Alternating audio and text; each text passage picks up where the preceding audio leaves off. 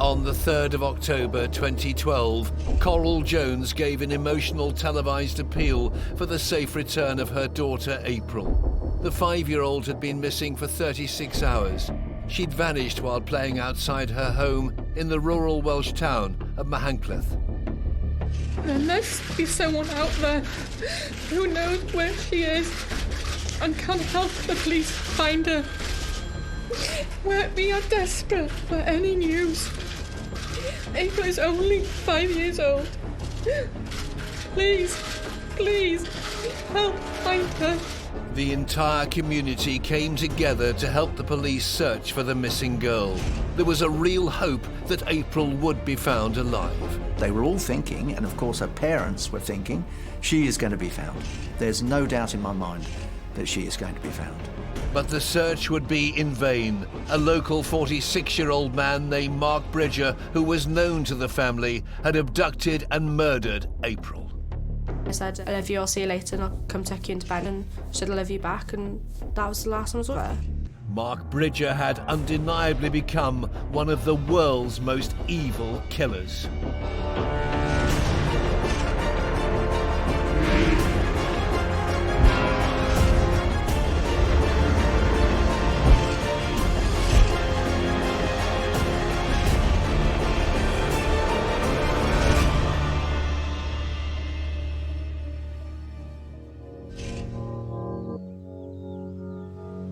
It was a crime that shocked the nation and left a family heartbroken. In October 2012, 5-year-old April Jones was abducted whilst playing outside her home on the Brynigog estate in the small town of Machynlleth in mid-Wales. As news of April's disappearance spread through the media, police and volunteers scoured the town and countryside, kick-starting what was to become the biggest search for a missing person in the history of British policing. She's got to be around here somewhere. She's got to be. We will search and we'll go miles. We will travel miles to find her. But April's body would never be found. She'd been abducted and murdered by 46-year-old Mark Bridger, a local man and well-known member of the community. April's sister, Jasmine, was just 16 years old at the time. I kind of just knew him. Mum and Dad knew and say, hi, you all right? Quick sort of chat in the street about cars and bikes and that. When I was walking past, just kind of quick hello, and off he went. After Bridger's arrest, police searched his laptop and found indecent pictures of children and screenshots of young girls from the area taken from their social media accounts. Local reporter Kieran Jones reported on the case. When you look at what was found on Bridger's laptop, there are a few ways that this case could have been more troubling. When you see images of April Jones, it's clear that Bridger had this grotesque fascination with young girls, with those type of scenarios where young girls were abducted and killed. And that absolutely is something that is condemning evidence. This killer's story begins over 50 years ago. Mark Bridger was born in Carshalton, Surrey on the 6th of November 1965. He grew up in a happy family environment with his parents and 2 siblings. There weren't any indications for me in terms of Mark Bridger's childhood or his adolescence that would indicate that he'd go on to do something horrendous. He did seem to be an altogether very average young lad, and there were no red flags. His childhood was normal compared to most people. He came from a middle-class family. His father was a police officer, which he actually looked up to. But by 1984, 18-year-old Bridger had gone off the rails. He dropped out of college and struggled to hold a job down. All the jobs he got, he was a bit of a failure. So by the age of 20, this guy is like, he failed in school, he failed in college, he failed on whatever he wanted to do. In 1984, Bridger had his first brush with the law. He was convicted of theft and a firearms offence, and basically the story that he concocted around this was that he'd planned to go and fire an old pistol at a friend's farm, and he'd stolen a car because it was too far for him to walk, which does seem to be rather ludicrous. And the prosecution thought that actually something altogether different had gone on. He was planning to actually carry out an armed robbery with this weapon and this stolen car. So what Mark Bridger is doing from this point is he's getting used to lying, to being comfortable in a lie, to maintaining a lie, and this is something he'll do throughout his life. Bridger was placed on probation for 2 years and he struggled to find work. He lived in a fantasy world, often telling people he had a military background. There were tales that he'd been a soldier, that he'd been a lifeguard, that he might have worked in a meat factory. And when you boiled it down, you realised that nobody really knew. He was wearing military fatigues, wearing a camouflage jacket and camouflage trousers, waterproof over trousers. Almost like thought he was some kind of action man figure, you know, driving about in his Land Rover, projecting this image of himself as, I don't know, a brave father, as someone who'd, you know, done his duty for his country. And that wasn't a reality whatsoever. This is a very common thing that happened, not only with killers, but it happens with other people as well. You tend to make up for your failings by creating things that will impress other people. You want people to not look at you like, okay, dude, you're a loser, get out. So he starts making these stories to try to bring himself up in front of others. Like, I've been to the army, I did a tour of Vietnam, or I did a tour of Iraq. Mark Bridger and secrecy do go hand in hand. You've got the Mark Bridger that he's presenting to the outside world, who's this kind of heroic figure, who's travelled the world, who's this alpha male. But actually, on the inside, you've got somebody who is fundamentally ashamed of themselves, and that's something that they want to keep secret. He doesn't like who he is. He isn't the kind of man that he thinks he should be, but he's become so comfortable in lying and elaborating and exaggerating that he just continues to do that. In 1990, Bridger moved away from his home in the south of England and relocated to Machynlleth, a market town near the Welsh coast. Machynlleth in North Wales, in Paris, is that it's a tiny rural community where everyone knows pretty much everybody else, where no one would appear to be threatening in the least. Bridger moved from job to job, including working as a lifeguard and in an abattoir. I think Mark Bridger was somebody who had a significant history of failing at things, of failing at jobs, of failing at relationships, and of developing a bit of a reputation in the local community. And I think what he was doing by moving to Machynlleth was basically starting over, wiping the slate clean, and trying to control the amount of information that people had about him and his life. By the age of 20, Bridger had fathered his first child, but he'd left his partner before the birth to start another relationship. It was a pattern that would repeat itself. He has a total of 6 children with 4 different women, but none of those relationships seems to stick around. It was always there, gone, often with the women not really knowing a great deal about him. He doesn't manage to hold down a relationship in the same way he doesn't manage to hold down a job. And when he doesn't get what he wants, he tends to start using violence. In 2004, Bridger was charged with battery against his girlfriend, and just 3 years later, he was convicted of assault after punching a man in the face. By October 2012, Bridger was living alone. So he now didn't have a job, didn't have the girlfriend with the baby, and now got away from his father and mother. So it's a triple whammy there. My guess is that he was feeling extremely low. So it could be that his interest for little kids started then. He does start to kind of withdraw and spend a lot of time on his own, spends a lot of time on his laptop computer. And on that computer, there are images of children in the local community who are known to him. There are pictures of child abuse imagery on his laptop. He's pushing the boundaries of what's acceptable and what's not acceptable, of what's legal and what's illegal, and it's all becoming incredibly blurred.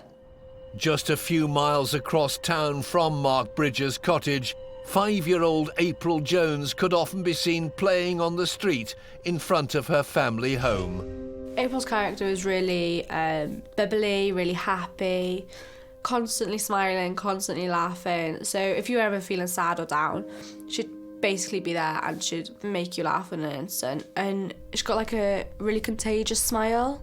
Like, you just see her smile, so you'd want to smile. She's just a happy, fun, bubbly little girl. April's bike was a constant companion. For a young girl who had cerebral palsy, she didn't let her disability slow her down. We taught her to ride a bike from a young age, so she'd be on a bike constantly, so she'd never ever be without a bike. If she wanted to go out, or if we were going to go down the street to the shop, it was on her bike. You couldn't get her to walk, it was on her bike, and that was that. On Monday, October the 1st, 2012, the two sisters were together at the local swimming pool with their mum, Coral. Every Monday, April used to go swimming lessons, so I'd always meet Mum and April in the leisure centre when I got off the bus, take April in to get changed, send her into a swimming lesson, and I'd meet her afterwards. So she'd finished swimming lesson, I think it's about half an hour, went in, got her changed, come back out, she's walking out, went back home. I went to the youth club and I said, I love you, I'll see you later, and I'll come take you into bed and everything, and she said I love you back, and that was the last time I was with her. On the evening of October the 1st, 2012, 5-year-old April Jones was playing outside the front of her family home on the Brynigog estate in Machynlleth, Mid Wales. April's mum and dad, Coral and Paul, had just returned from a parents' evening at the local school. It was still light that day, so Mum had let April out a little bit longer because of the good school report, and there was 3 of their friends, and her other friend cycled their other friend back home, and then it was just her and her friend, they were coming back. At around 7:20 p.m, Coral grew concerned that her daughter had been out a little too long. She sent April's brother out to look for her. And then Harley came running back with the bike, saying she's gone, she's not there, she's been taken.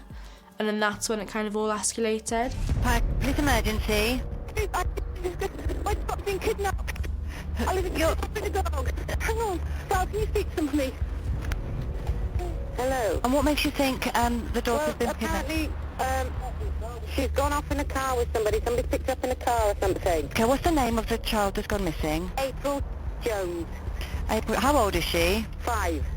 Detective Superintendent Reg Bevan was part of the investigation team.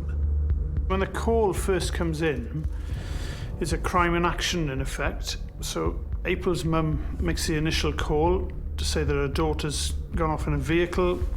That is treated as a abduction, kidnap, and the initial response is very much to secure the area, try to identify the last person to see her, and identifying people who were in the area at the time. Detectives immediately questioned April's young friends who'd seen her get into a car with a stranger.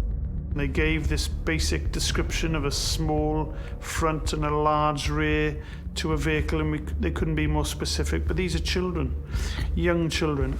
But it was a key piece of evidence, particularly when they talk about how she got into the right-hand side, and they were quite sure of that. I think the real crucial detail that they were able to drill down very, very quickly was that April may have got into what would ordinarily appear to be the driver's side, which indicated perhaps that it was a left-hand drive vehicle.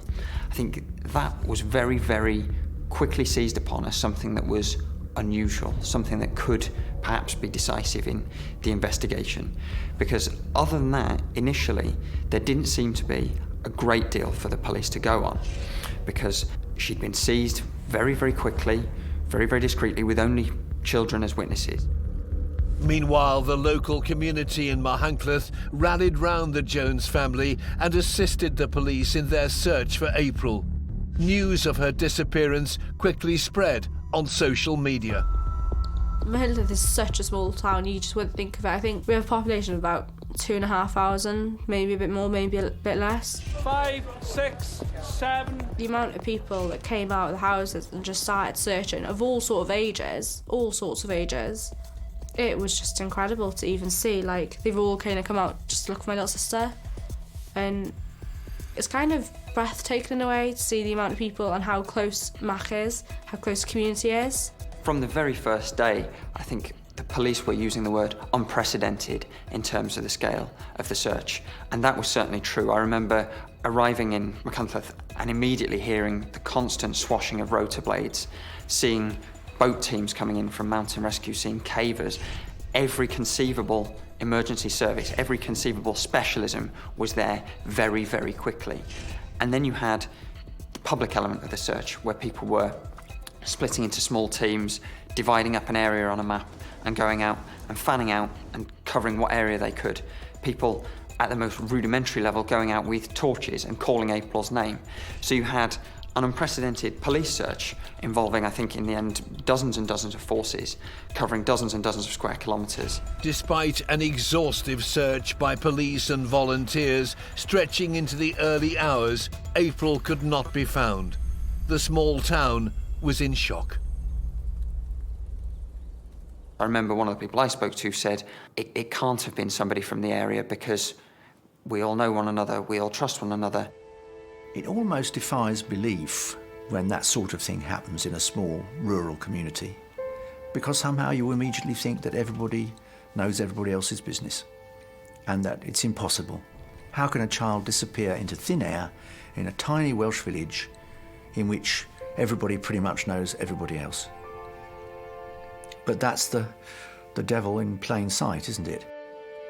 Witness reports of a distinctive blue Land Rover on the Brynigog estate gave the police a crucial lead in their investigation.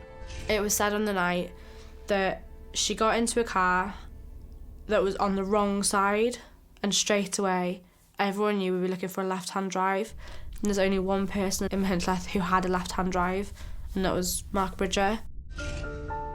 Where we used to live, he kind of lived like at the end, sort of just a bit further on, and he was kind of, oh, hi, are you alright, in the street sort of thing. I didn't know his name, I just knew his face. He's always in combat trousers, always.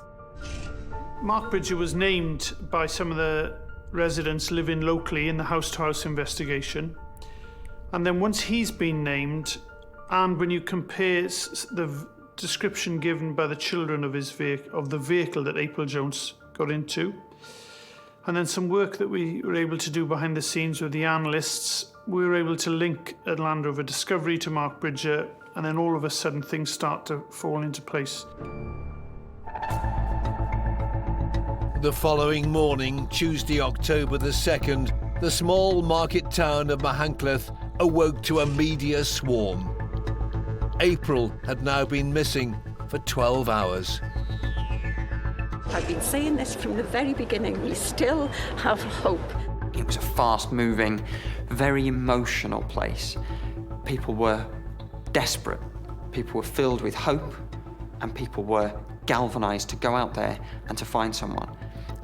And those people that were there, generally, beyond perhaps knowing the family or knowing the area or knowing them in passing, had no personal connection in a lot of cases. They wanted to go out and find a vulnerable child, and there was lots and lots of hope and just sheer determination. People saying, I can't sleep, I can't go home, I can't rest, I can't do anything while I know that somebody is out there. And that was incredibly stark and incredibly moving. The police were desperate to find Mark Bridger, and they soon had a major breakthrough. His distinctive blue Land Rover had been found at a local garage. It had been dropped off that same morning.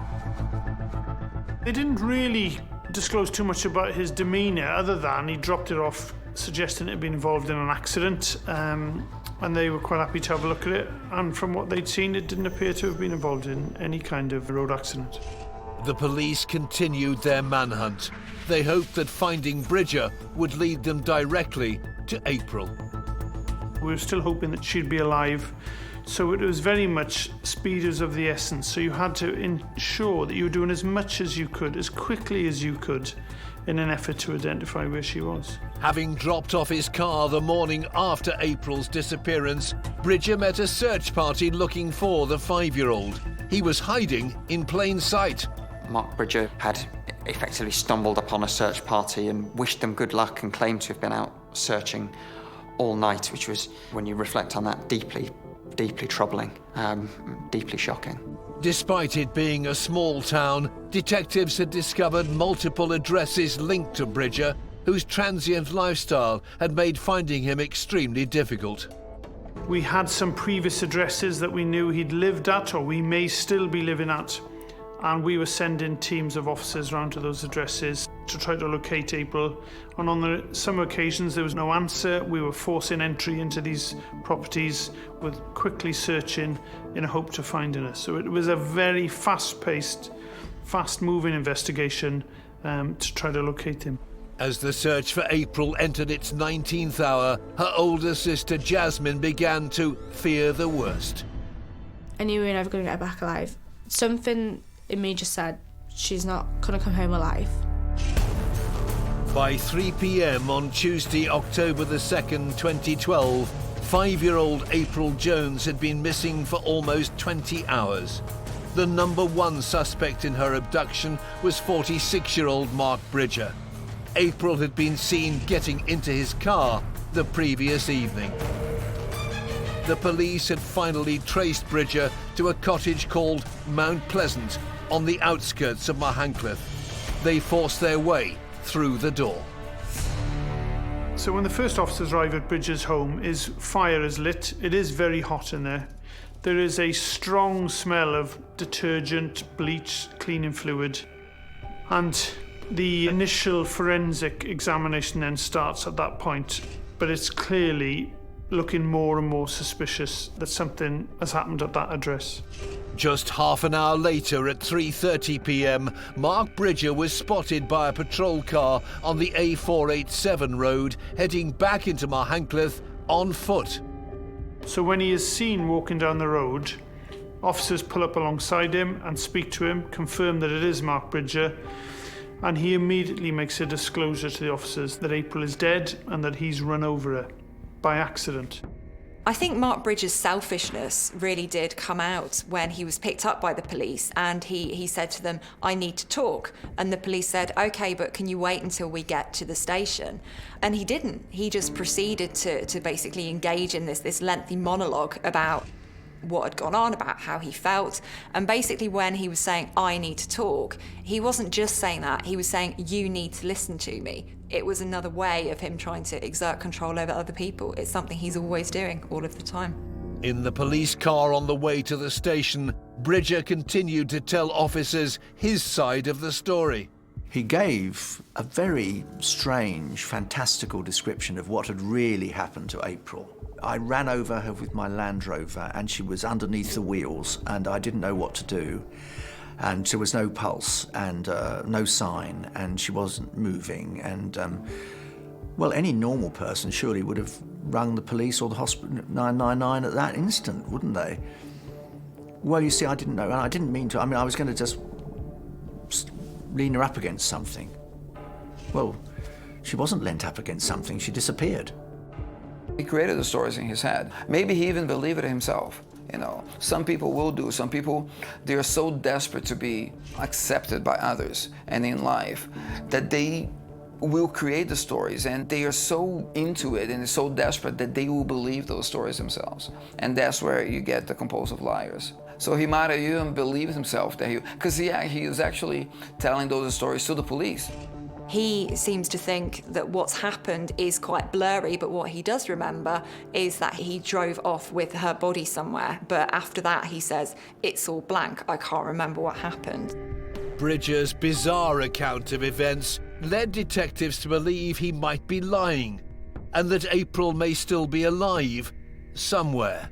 So although when Mark Bridger is first detained, he says that he's killed her, he's run over her, we obviously hadn't found a body, so there's still some hope that you may be able to find her alive. So the thrust of searching as many places as possible and continuing to search the countryside didn't stop.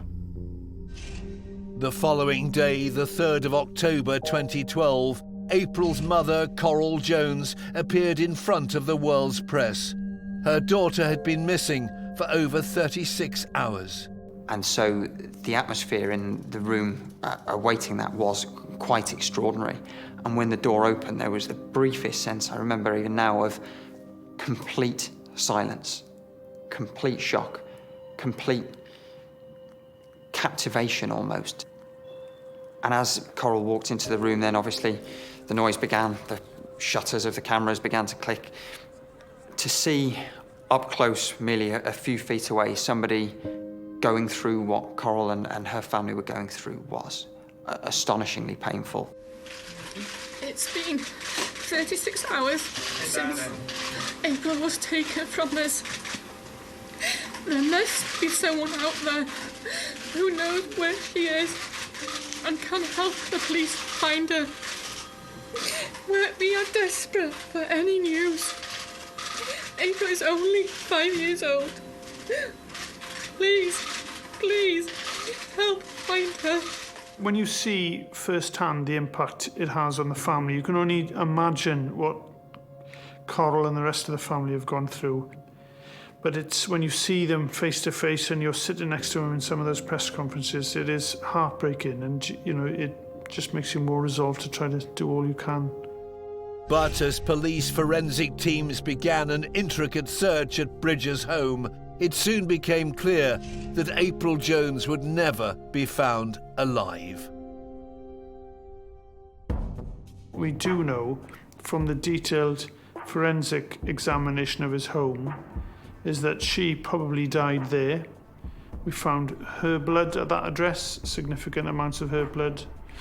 Clearly he'd attempted to clean the place, which is part of the reason the initial officers found that overwhelming smell of bleach. He'd tried to clean up several parts of the house. There was blood in the lounge and in the bathrooms. And the wood burner was lit, we believe, because he was looking to dispose of incriminating evidence. From a policing and prosecution perspective, the key piece of evidence in a murder inquiry is almost certainly going to be having a body, and they didn't have that in this instance, so they were very, very reliant on not just on the human witnesses that they had, which were in many cases friends of April's who'd seen the abduction take place, but incredibly up-to-date forensic technology which enabled them to pinpoint fragments of bone found in the wood burn at Mark Bridger's house. Although there was bone, it was burnt to such a degree that we weren't able to match it forensically through any DNA profile, albeit we know it is human from the pathologist and the scientists that examined it subsequently. Forensic teams also found a burnt boning knife in Bridger's home. The disturbing discovery at Mount Pleasant Cottage shocked the entire community. There almost certainly was no longer any chance of a happy ending to this story, a positive outcome of April coming home to her family. And that was very, very powerful. And when you saw the tiredness that people understandably felt, 2-3 days of hard working, searching, not going to sleep, to have everything that they'd worked for crushed in that way was deeply, deeply dispiriting for everybody. And it was clear quite quickly that there needed to be then that further little bit of perspective and of rowing back a little bit from the media and from everybody that was there, just to give people, not just the family, but the people in the town that had been so affected, that little bit of space and that little bit of freedom to grieve and to process everything that had happened. For a while they were searching for April and they were hoping she'd come back alive. And I think it was a couple of days later or something or other that it turned into a search for the body. And I kind of knew then it must have been some horrific crime for them to search into a body. And then in the sort of town we live in where there's rivers flowing through, there's forestry everywhere, I kind of knew it must have been something quite bad. Otherwise you kind of would have found a child's body around the sort of area straight away. After 3 days of questioning, on October the 5th, 2012, Mark Bridger was arrested on suspicion of murder. But the 46-year-old continued to protest his innocence. In interview, he's very matter-of-fact in his answers, and he says that he's run over her accidentally and that he gets out of his vehicle and sees that he's run over her and he picks her up and he believes she's dead. He does try resuscitating her. But at each stage, when you're then able to rebut some of his story by saying, well, there's no forensic evidence to show that she's come to any harm in your vehicle, albeit we could put her inside the vehicle with fingerprints, he would always suggest, well, she wasn't bleeding. So when you'd ask him, well, how do you know that she's dead then. You know, he was saying, well, I knew she was dead. His story didn't make sense. The reason why people hold back information about murder can vary from one case to the next, but for me, the central element is often control. When somebody has been convicted of murder, when somebody has been sentenced to a very lengthy term in prison, they don't have control over many things at all. The one thing that they do have control over is the knowledge of what happened, of what they did to their victim, of where their victim is, and often that's something that people won't want to part with very easily. Nothing that he said we could back up with any evidence or forensic recoveries. In fact, everything led quite the contrary. He had abducted April from outside near to her home and had driven her back to his house immediately, and she probably met her end very soon after that. He could have been curbing it for a long time, but on that day, he overpowered him. And once she was in the car, then that was it. Then he goes into a different state of mind, then he can't stop it anymore. It will be very hard for him to stop. The following day, October the 6th, Mark Bridger was charged with the abduction and murder of 5-year-old April Jones. It's an absolute shock with it, and you don't know what to think. And then you start, in your mind, questioning, do you really know someone? You know, you could have known this person like 15, 20 years. But then you come to the fact of, do you really know them?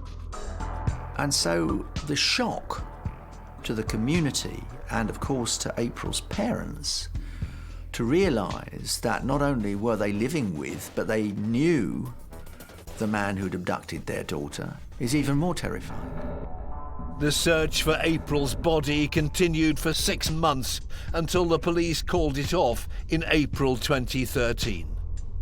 The fact that no body was found didn't alter the course of the investigation. You know, we're still treating it as a murder.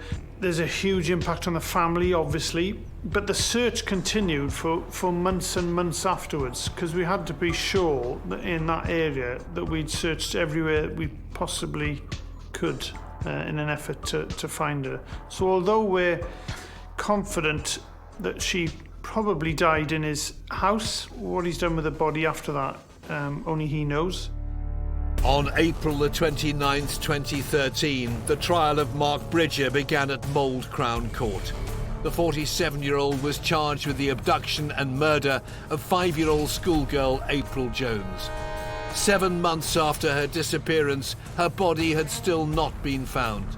There was real hope that the truth of what happened to her would emerge during proceedings. I think from the very first moment that Mark Bridger appeared in court, he was a pathetic figure, somebody that appeared to be feeling sorry for himself, that almost couldn't realise the gravity of the situation in which he found himself, as though he somehow was the victim, when absolutely he wasn't. He was the offender, he was the person that had done this barbaric, inhuman thing. He just kind of hung his head in shame. He never once looked over, ever, like not even a slight glance of his eyes, didn't move his head, just kind of hung his head in shame. Bridger pleaded not guilty. He was sticking to the same story he told police back in October 2012, claiming that April's death was an accident. Mark Bridger used this cloak of amnesia almost to say that he couldn't account for what had happened. He accepted that he was behind April's death, but not that he intended in some way to kill her, and it concocted this fanciful story about potentially having knocked her over with his car, something that was never borne out in any of the evidence, somehow claiming that he then couldn't recall what he'd done with her body, that he was drinking lots, and that the whole thing could have been a nightmare. This was someone that was prepared to go as low as they possibly could, desperately trying to save their own skin in view of all evidence to the contrary. So at the beginning I was kind of shocked, like, oh, he'd hit her off the bike. But she knows too well, not to go near the road when there's a car. She knows this really well, and she knows to look left and right and everything. We've always taught her from a young age. And then he started saying he panicked and he just drove off with her, and he's got kids around her age, around April's age, so you kind of think you wouldn't panic. You'd kind of, in a sense, as a parent, you'd know what to do. So towards the end of it, you're just like, oh, shut up. Just shut up, really. You're just making yourself look a fool. During the trial, police helicopter footage emerged from the morning after April's abduction. It showed a calm-looking Bridger. He's seen kind of casually out walking his dog as if nothing had happened. And I think what we've got here is somebody who's struggling to figure out what is the appropriate way to behave here. What are people going to be looking out for? What are they going to be expecting to see? Most normal people would look up at the helicopter and wonder what was going on. He knew exactly what was going on. He knew exactly what he'd done with April, and at that stage, you know, the net was closing in on him, and he was trying to blend in. On the 15th of May, the jury was shown evidence from Mark Bridger's laptop. It was a key moment in the trial. Bridger had begun to assemble a collection of particularly nasty child pornography, as well as photographs of local children, including April and her elder sister. At his trial, the prosecution made a considerable play of the fact that these images were on his computer and suggested that he may not have been seeking specifically to groom April.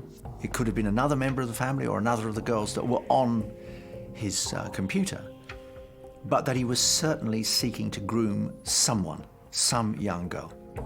There are two types of people or offenders that would look at different kinds of things on the internet, pornography, for example. The first type is the people who will be satisfied by the photographs, by the films, by reading stories maybe. But at the end of it, that's it. It's like, that's good enough, they can turn off the computer and they forget about it. But there are certain other types, and Bridger falls into this category, is that at the end, that is not enough.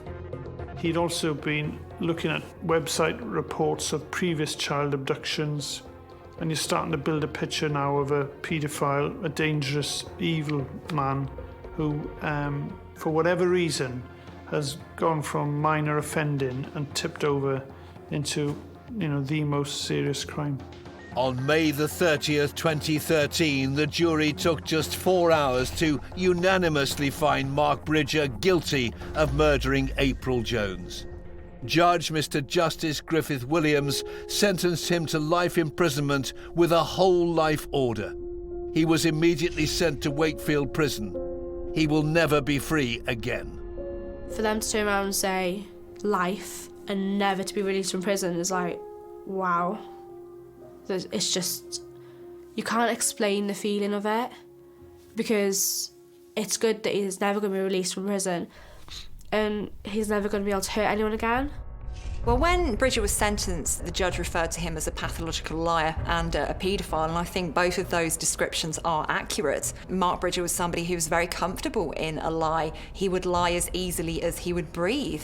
And if you look at some of his behaviour in the final months before April's death, he was collecting images of children on his laptop. He was engaging in behaviour that was incredibly bizarre. So he was a pathological liar, he was a paedophile, he was a very dangerous man. The murder of April Jones ruined the lives of not just her family, but an entire community. The Jones family were very clearly a respectable family, people that were well known in their community, and there was that shock element. This could be anyone's child. It wasn't somebody that was put in harm's way. It was a girl that was playing on her bike outside her home, with her parents' blessing, like she would every day. They would call her in for a dinner. She would sit at home and tell them about her day at school and how well she was doing. Everyone can identify with that, whether they have children or not. It's a brutal thing that rips out a family's heart, and that really, really touches people. There was people that we hadn't spoken to who had little kids around the sort of same age, and they were really affected. On the estate we live, kids were outside all the time playing, and then you didn't see a kid for about 2 years outside playing. In a final cruel act, Mark Bridger has never revealed the location of April's body. I think the key question for many people in this case is, will Mark Bridger ever give up the information about what happened to April Jones, about where she is, to enable her parents to basically say goodbye to her properly? And unfortunately, I don't think he will. I think Mark Bridger is somebody who will always have self-preservation as his number one priority, and he's just simply not going to put himself in a position where he's got no power left. It's difficult not getting a body back, because when you have a body back, you can lay them to rest, you can say your goodbyes. But when you've got bone fragments and ash, it's not the same at all, because you can't say your final goodbyes. And Mark Bridger's such a pathological liar, and he believes his own lies. He believes he's telling the truth, that he's never going to tell you. He's never going to say what really happened that day, that evening, and what he's done with the body. And you kind of have to come to terms with that, and you kind of have to accept that you're never going to be able to fully say goodbye, and you're never going to be able to fully lay April to rest.